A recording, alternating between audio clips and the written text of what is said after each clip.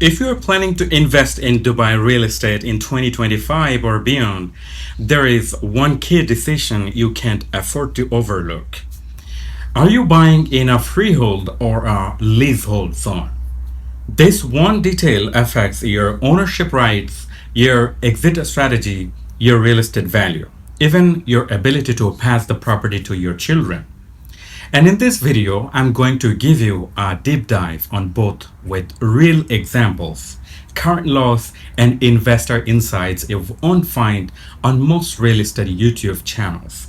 And by the way, if you're actively looking to buy, sell, or rent properties, download the Urgent app. It's free, it's fast, and it connects you directly with licensed agents and the best deals across the UAE.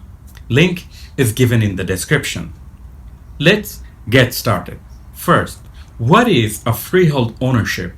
In simple terms, freehold means you fully own the property and the land it sits on. In legal terms, this is registered on your name at the Dubai Land Department and your name appears on the title deed as the sole and full owner. You can rent it out, you can renovate, you can sell it, you can even pass it down through inheritance without needing approval from master developer or local authority. Now, in contrast, that with leasehold ownership. In a leasehold agreement, you purchase the right to use the property for a specific term, usually 30, 50, or 99 years, but you don't own the land. When the lease expires, the property by default reverts back into the freeholder, unless a renewal is negotiated. And here is what most people miss. Leasehold properties are often governed by additional terms. That means things like subletting, renovation, or even maintenance upgrades might require prior approval. Now, here is where it gets important for investors. According to Dubai's 2024 transaction data, 91.7% of all residential property sales were in freehold zones. Why?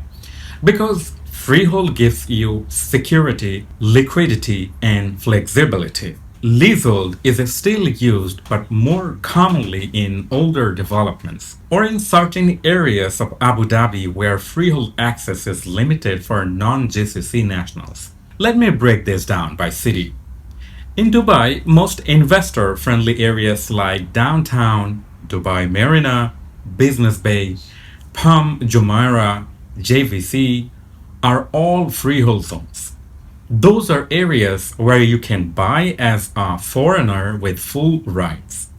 But in Abu Dhabi, non-GCC nationals are typically limited to leasehold contracts, which grant long-term users right but not full ownership of the land. For example, Saadiyat Island offers 99-year leases for foreign buyers.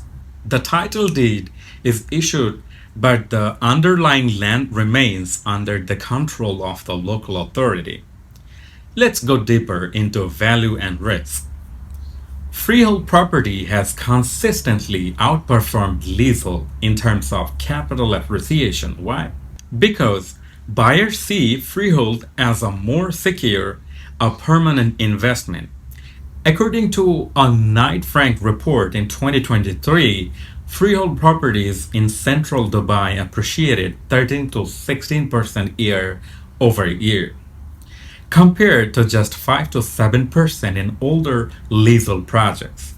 Also, when it comes to resale, as a leasehold property ages and lease term shortens, the resale value often declines. If a buyer sees only 28 years left on the lease, that becomes a negotiation point.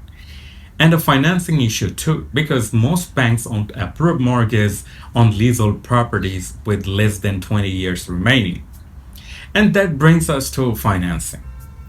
Most UAE banks and mortgage lenders prefer freehold properties. They're easier to value, easier to resell, and offer better legal security in case of default.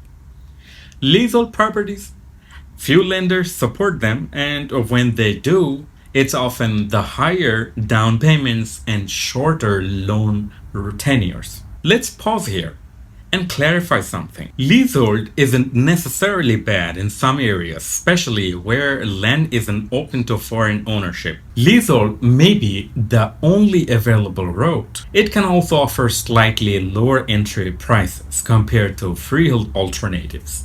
But as an investor, you need to ask, how long is left on the lease?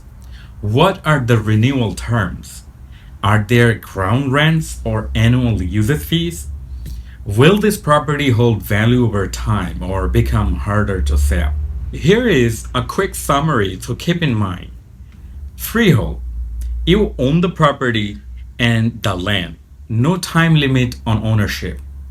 Full flexibility and better resale potential. Easier mortgage approval. Leasehold. You own the right to use, not to the land itself. Limited by time like 30, 50, or 99 years. May have renewal cost or usage restrictions. Harder to resell as time passes.